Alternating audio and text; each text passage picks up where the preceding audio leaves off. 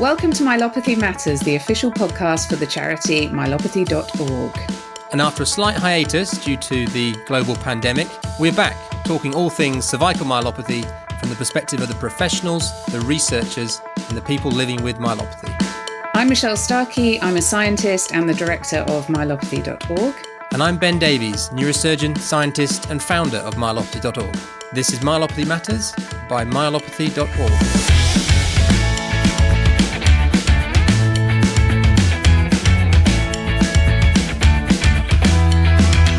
So quite different times that we're recording this podcast in. Yes, definitely. Normally we're sat next to one another, recording this in one room, and now we're in multiple rooms spread across the country. All very strange, but slowly getting back to normality.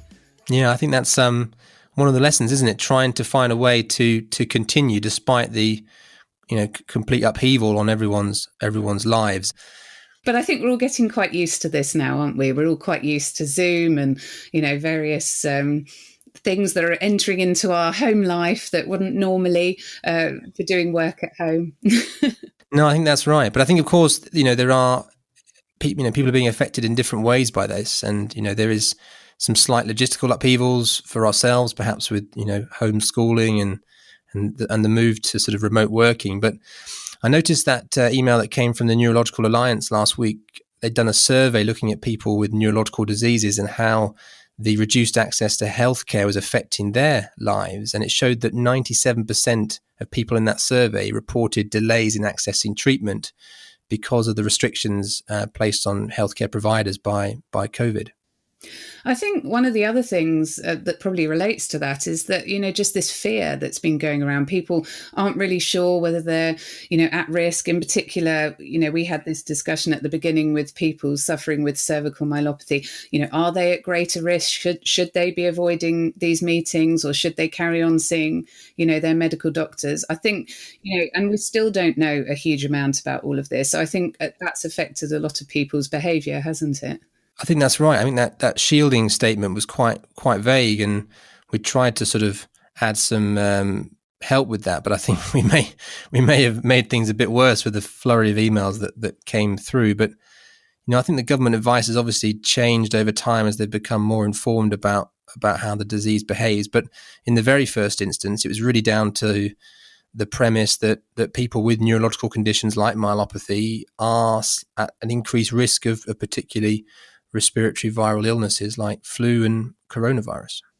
And I think that's particularly worrying, from our side as a charity, because obviously we know that people are facing huge delays anyway with their diagnoses and getting the help they need. So, something like this sort of puts even more barriers in the way of that. We've certainly had a lot of emails about, how access to treatment is working in the current climate. And I think, sadly, there isn't a clear message or a clear answer for everyone in the country. And do feel free to continue to email us, and we'll try to provide the best advice for your individual situation. But I think the situation is certainly tricky. And going back to the advice around shielding and being more susceptible, I think one of the interesting questions that I was discussing with the research team is, I think coronavirus has obviously shed a lot of light on the importance of vaccination and prevention against these sorts of infections. But the flu vaccine, which obviously is provided annually and would be eligible to people with myelopathy, I just wonder what the uptake is there, because we know that the awareness is quite low in sort of non-specialist professions, and the invite to that flu vaccination program is largely based on the coding, which is also terrible for myelopathy. And I would imagine it's really down to the individuals to put their hand up and say, I need that vaccine. Otherwise, they probably don't get it. Yes, and I'm sure this will become the case again, if and when we get a vaccine for COVID. I'm sure now that this is in the forefront of all of our brains and it's affected us so much, I imagine people will be asking these questions much more than perhaps they would have done before with the more general flu vaccine. I think that's right. And I mean, I guess we welcome anyone's experience in this area, and it's perhaps something that we should look at and try and provide some guidance on as in due course. Hopefully a vaccine is going to come about, and that's going to be important for this community. I wonder how they'll roll that out as well, because of course, there's going to be so many people that feel that they should be getting it first. And I wonder how on earth that's going to be organized. Like you say, I'm sure we'll be needing to think about how we advise our people, but everybody else will be doing that as well. So Yeah, there will be. I think there's lots of unanswered questions, isn't there? But I think the first goal is certainly getting a vaccine. Well, do let us know if there's anything that we can help with in terms of myelopathy and treatment access in this period of time. But perhaps we should talk about some more positive things and some progress the charity has been able to make in the last few months. Good idea.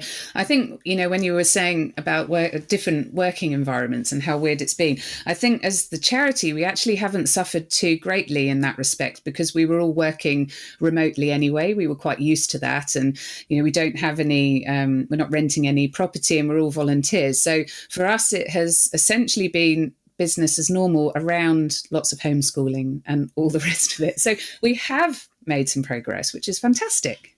We have. And I know on a sort of on a specifically charity front, you've been working very hard trying to overhaul the website, which is really our front door of this charity, isn't it? Yes, I've been working very hard with one of our new trustees, Carol, and also Liz Roberts, who has helped us with this podcast series, to update the website. There's a huge amount of information on our website, but we felt that it wasn't really being presented in a way that it was easy to follow. So there's been a huge amount of work going into that, looking at the different sections of the website, deciding if things are in the correct place, sort of updating that, thinking about different images that we can add to sort of make the information a bit more interesting. And yeah, I've done this once before for the charity. It's a really huge task, but every time we look through it, we just realize how much information there really is on there, and it's great. No, I think it's really, really important task you're undertaking. I think the website itself really evolved a bit as a sort of rabbit warren. One thing went up, then went another one, and it sort of span out in all directions. And I think it lost a bit of structure, and it became much harder to find the information that was necessary. So I think a real cleanup and a focus of what's needed is going to be really helpful. And of course, you've also started to put together something more for a professional audience, which is obviously also an important target in terms of raising awareness and improving care. Exactly. At the moment, the charity's income is very small. So we're trying to focus on things that we can do on a very small budget. And this is something that just kept coming through very often from the support group, this sort of lack of awareness within the medical profession as well. So we had chalked this up as something we wanted to work on, and you, Ben, and as well as some of your colleagues, put together a document for us, which we've taken sections from to add to our professional part, which we haven't had on the website before. So I'm hoping this is now going to be interesting for, yes, the medical profession. There'll be more medical related information on there. Obviously, we're not stopping anybody else from looking at it, but it will be more targeted towards professionals and using the type of language and the information that they might be interested in, with full references, etc. So I'm excited about that, because, as long as we make sure people know it's there, I'm hoping that this might start to make a difference within the profession and help to raise awareness of the condition. Excellent. And hopefully some of the parallel successes for the charity in terms of that professional space might help, because of course we did manage to release the top research priorities, which Myelopathy.org has been involved working with AO Spine to establish. And that took around 3,500 different research ideas from a community of almost 500 different people, made up of both people living with the disease, but also healthcare professionals from 68 different countries. And that's been distilled down into a list of what are the top questions that need to be answered in order to improve the lives of people living with the disease. Yes, and really nice, because I think in the last podcast, the last time we were chatting, you were sort of hinting that you knew the answers to this, but we hadn't heard them yet. So it's nice that that's finally out in the open and we can see all the work that you did and what was selected. And we agree with you. That's good. That's good news. It was a slight shame. We were trying to sort of ramp up the suspense in order to really sort of launch it in a big, as much publicity as possible, because that's obviously important for getting these sorts of things answered. Now, we had to slightly change our plans with the coronavirus, but we did have a webinar and we had good attendance and got lots of plans, including a special edition of this podcast series, to try and reach as broad an audience as possible, because engaging the research community and people who fund research is going to be really key to getting those questions answered.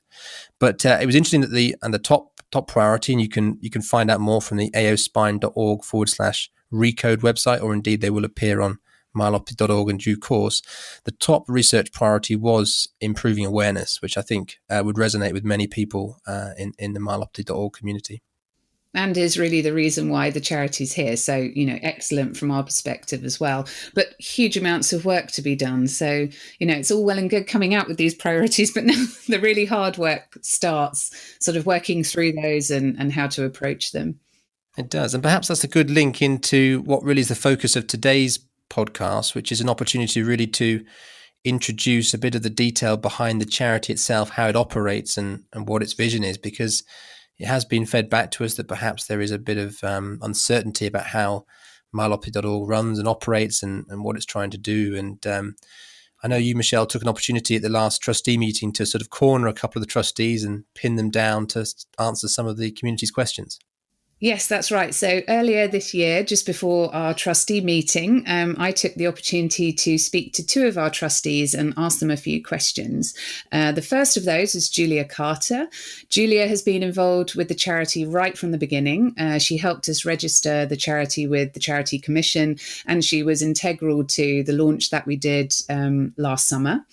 And then Helen joined the team around about the time we launched in May last year. Her background is as a lawyer, and she's been helping the charity from that perspective, as well as from her experience with fundraising and also through her sort of interest in the sort of governance of how charities work. I caught up with Julia and Helen earlier in the year, just before our trustee meeting, to ask them a few questions. Hello, everyone. I'm joined by Lady Julia Carter, who is a person with cervical myelopathy, as well as a trustee of Myelopathy.org, and Helen Wood, who is a trustee of the charity. Welcome. Thank you for taking the time to speak to us. We're very grateful. As you know, some of our support group have submitted some questions that they would like to ask the trustees. So it's my job to put those questions to you now. So we thought ahead of our February trustee meeting, which we're about to have, it would be very nice to introduce all of the trustees to our community, to try and offer them a little bit of insight into the role of the trustees and your vision for myelopathy.org moving forward. So first is most important, how did you both come to be involved with myelopathy.org? Helen. Shall I go first? You go first, yeah. I became involved by accident, really. I met our founder, Ben's mother, at a Christmas drinks party, and was just finishing a master's in medical ethics and law, and I have a background as a solicitor and also working for charities in the UK and Japan. And she said I sounded exactly what his son needed for his new charity. So I then met up with Julia, Michelle and Ben and discussed what my role could be. I had a background in the charity world of fundraising, which was something that the charity was interested in pursuing, obviously. So that's how I got involved. And just a quick side question, had you ever heard of myelopathy before? I had never heard of myelopathy. I had absolutely no idea what it was, which I think is perhaps part of the problem and what we're trying to address. Yes, and I have to admit that I hadn't heard of it either when I got involved. So And you're a bit of an expert compared with the rest of us. Slowly becoming. And Julia, how did you get involved with the charity? I got involved as a patient, really. Mark, who's the other founder of Myelopathy.org, is my consultant. And after he diagnosed me, and I have regular sessions with him about twice a year to check on the condition, he mentioned the organisation and asked me if I'd be interested in joining. And obviously I said yes. What's quite interesting is I do have, I expect, like Helen, I do have some voluntary sector background because I have been involved as a trustee of charities before. But I've also got some of a research background from work that I did in the academic world, not on science or medical things, but I do find it very interesting. to be able to bring those sort of skills into this sort of environment. So it's a good learning experience, and I hope I've got something to give as well. I think we all come from different areas, so I think that's what's really nice. I'm not a trustee, but all the trustees have sort of slightly different areas of expertise, and all of which we, need in the charity, and sort of this group of experts is really great in guiding me and us through, this water that we find ourselves in now. I think that's very true. I thought I was coming in with my fundraising background, but I've also discovered that my legal background has also been very helpful. As contracts arise, people have various legal questions, and I can turn my hand to that as well. Definitely. The next series of questions really are much more practical. It's more about exactly how we work. So the first question being, what's the structure of the charity and how do we operate? What is the role of a trustee within the charity? And why do you both think that you're suited to being trustees? So the structure of the charity at the moment, we're at very early stages. So you could compare it to a startup of a business, essentially. So the trustees of the charity are also very involved in the running of the charity, which is very normal at the beginning of the life of a charity, maybe less so as a charity becomes more established. So we have Michelle, who is the CEO of the charity. So she's not a trustee, but she is the executive that runs the charity on a day-to-day basis. And then we have Ewan, who's also not a trustee but a founder, and his very specific role is to run the support group. We then also have the trustees that have different roles within that. I can speak for myself. I am a trustee, but with specific responsibility for fundraising. So at the moment, that's involving producing a fundraising strategy for the charity so we can work out where we can access money for the charity going forward. So whether that be through various trusts and foundations, through our community, through corporate connections, and the like. So that's my role as a trustee, as well as the oversight of the charity as a whole. And the oversight of the charity is determined really by the Charity Commission. If you set up as a charity and you want to be able to ask the public for money, which is essentially what you're doing, then you've got to abide by various conditions of the Charity Commission, and the trustees are there to make sure that you do. It sounds very complicated, but if you actually think about it, it's obvious that we need somebody to make sure that everything that happens is run scrupulously. There's absolutely no suggestion that it wouldn't be, but if you're taking public funds, and also if you're applying for grants from grant-making bodies, they will also expect that there is a board that makes sure that the money they allocate is spent fairly on what they believe that they've given it to us to do. So that's the general duty of the trustees. We meet 4 times a year, but we have quite a few contact sessions, which aren't formal meetings, as well as that. And I expect I would see my role partly to represent those with the condition on the board of trustees. So one of the things, so we asked our support group on Facebook whether they had questions for you. And one of the questions that came up was, have either of you ever visited the support page? Oh yes, I visit it quite regularly.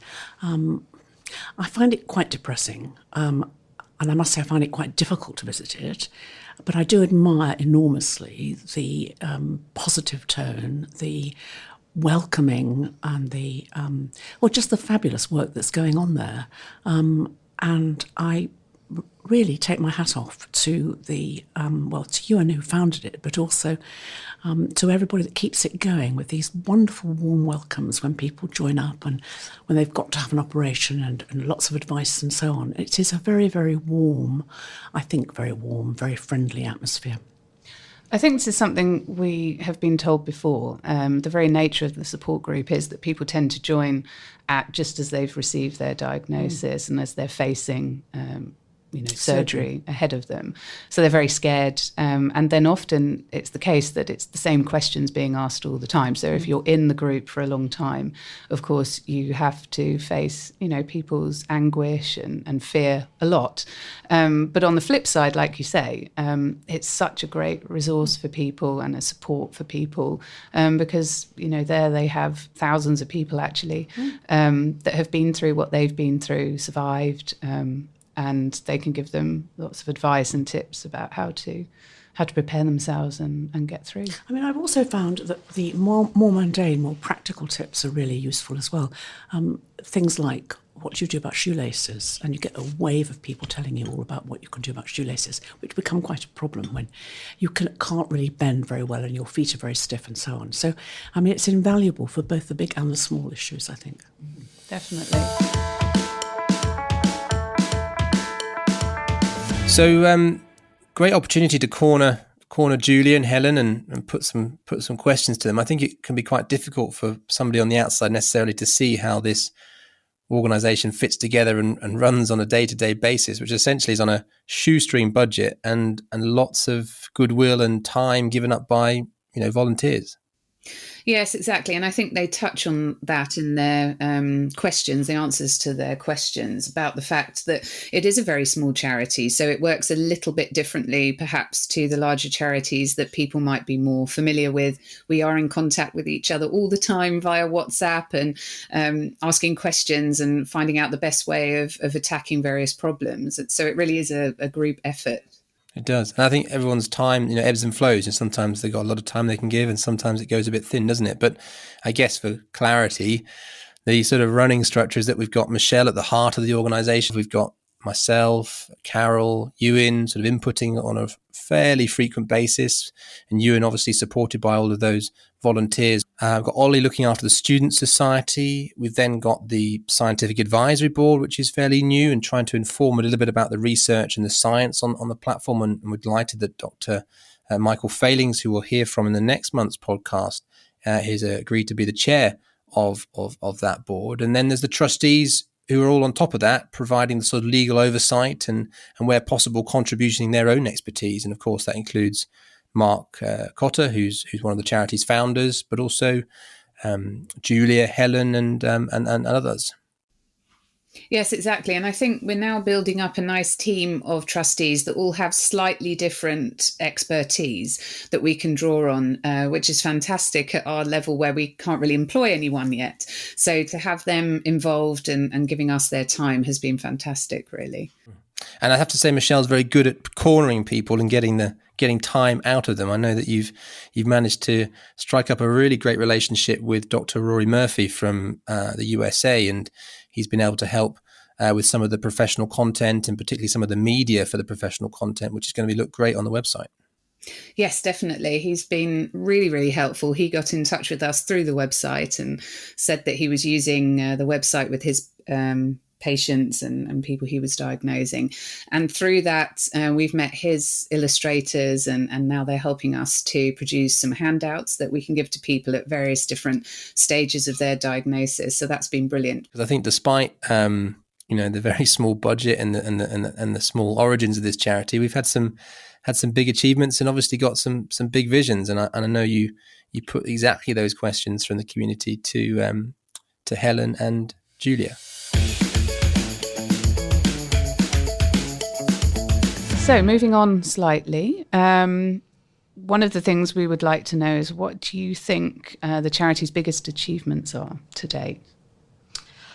I think the website is an enormous benefit for people as a resource, and to have produced a website like the one that Myelopathy has produced on a shoestring budget is quite incredible. I think we give the impression from that and from the support group that we are a much bigger organisation than perhaps people realise, and that we are mostly all volunteers giving our time to the charity and producing the content and the technical side of that.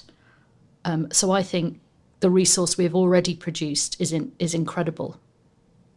Yes, I'd second that. But also I think the support group is another of the great things we should be very proud of, to have got that sort of patient involvement, I think is a terrific achievement. We shouldn't belittle that one either. No, exactly. And I think, the main sort of idea of the charity is to raise awareness. And these are two routes that are very good for doing that. And, we've spoken before on the podcast that we've been putting a lot of effort into the website, and it's still a lot of effort to make sure that it's current and relevant, and it's got the information on there that people need presented in a way that they can find, and, exactly. That we're putting new content on there that will bring people back. And it's a work in progress. But yes, I agree with you. I think it's a fantastic resource, which has been done on a shoestring, essentially. And I'd agree with Julia that the support group, that's what we're all about. It's making life better for people who have myelopathy. And if the support group can play a part in that, then that's crucial to who we are as a charity. Yeah, so I think the next question leading on from that are, what do you think our key challenges are, or our priorities moving forward now? I think one of our key challenges is to produce resources for people with myelopathy so that they can have access to timely diagnosis, appropriate treatment, and information for how to deal with the condition once they have been diagnosed. And to do this, we need to produce information. We would ideally like to produce an information pack that somebody would receive on a diagnosis of myelopathy with this information in it. But to produce such a pack that we would hand to someone either digitally or in hard copy, we need funds to pilot that, to produce it, to roll it out across the NHS network. So we need to raise funds for that type of thing to take us to the next step. And this is really something the support group were telling us would be really important, because when you get your diagnosis, you're sent home with very little information. And so something like this that would put it in plain language and give you some advice and point you in the direction of where to get some support, I think would be really well received. So we'd like to ask our support network to help us with this task. And so I think it'd be really important if our supporters, both people with myelopathy, but also involving their family, their friends, their own networks, can help us to achieve this goal. So that can be by buying merchandise from the site, having a cake sale, a coffee morning, having somebody run the marathon in aid of myelopathy, do a bike ride, any type of fundraising idea that you have. We would love you to get involved and do it for Myelopathy.org and raise the needed funds so that we can roll out this support pack. And at the same time, raise awareness. I think we need to raise awareness in the medical profession, but also in people like physiotherapists, osteopaths. In my own case, I wouldn't never have gone to a GP with my symptoms. They're much too vague. But I did go to an osteopath, and I don't think I'm alone in that. And so I think there are lots of people that we need to educate. And we also, I think, don't yet know enough about what the symptoms are. And I think that's where the sufferers, or patients, or whatever we're called, have really got a very key role to play, because it's probably, I think, probably a condition which is different in each individual. And so it will take a time to work out what the conditions are, but we will find some commonalities, I think. And once we've got those, then I think, first of all, we'll feel much more reassured as patients, because we're no longer in the dark. We know we've got something and why. We can also rule out that it's something else, because very often the medical profession will tell you that you're suffering from something completely different, and you'll go down a completely false route, which takes a lot of time. So I think there is that, firstly, the raising awareness, but secondly, pushing ahead with what we don't know yet and what we can discover from ourselves about what the condition is, what happens in the future, and what we can expect. So one person that we mentioned an awful lot on our podcast, but we haven't actually spoken to yet, is Ewan. He's the other founder of the charity, and he runs the Facebook support group.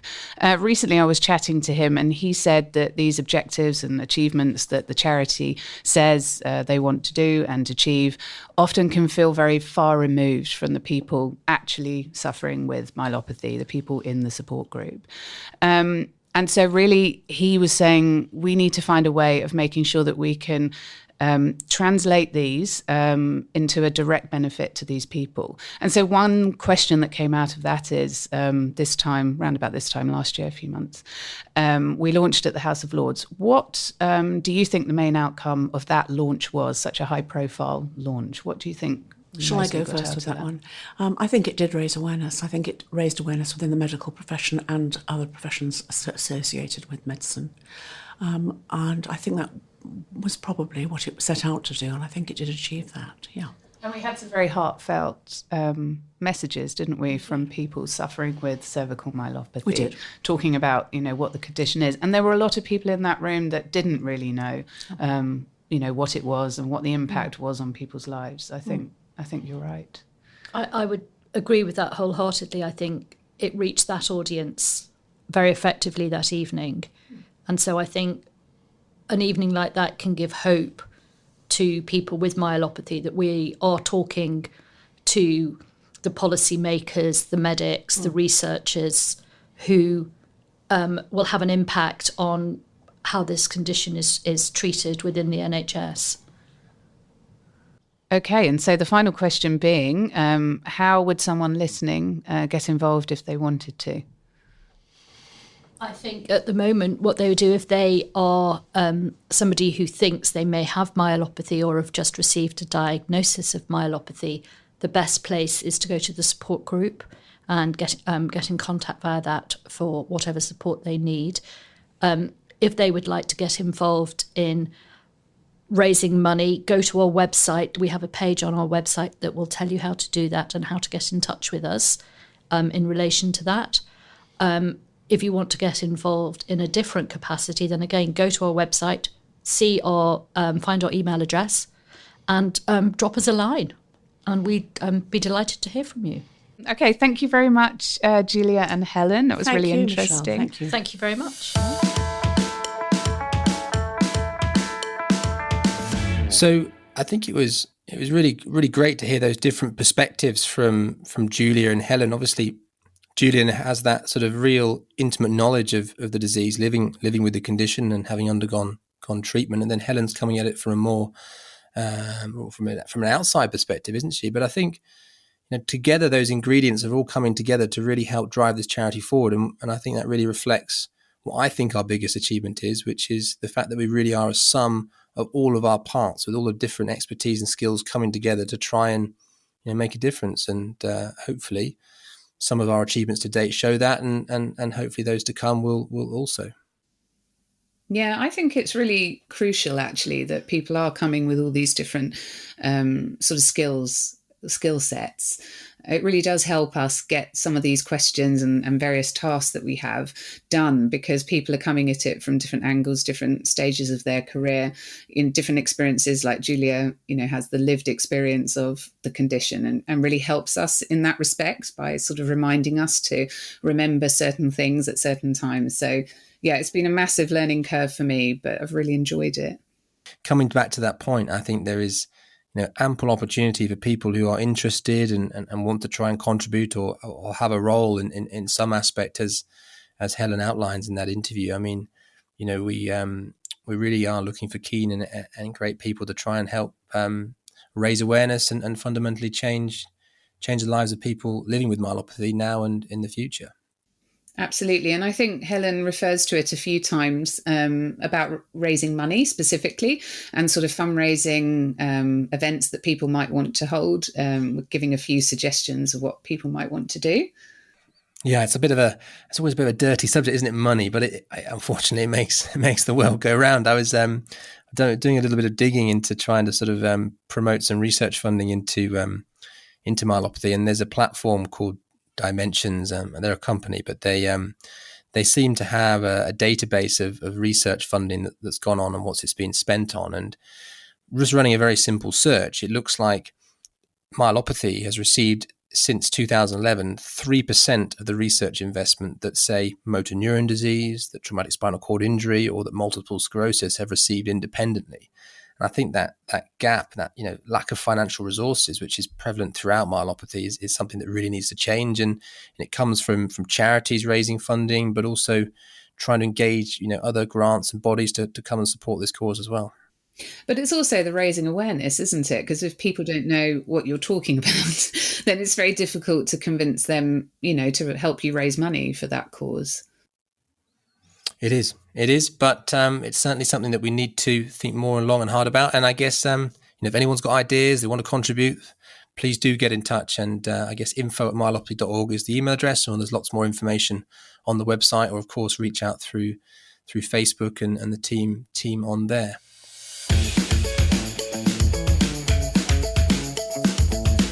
So, thanks, Michelle, for joining us today, albeit remotely, and having a small hiatus from homeschooling, which I'm sure you are absolutely thrilled by.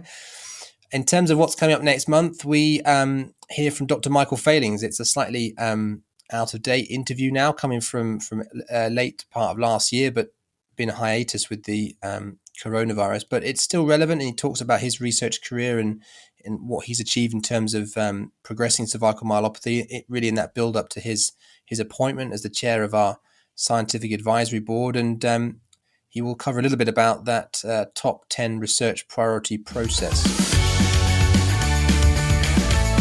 So it just remains to say a very big thank you to our guests, Julia Carter and Helen Wood, for joining us on today's podcast.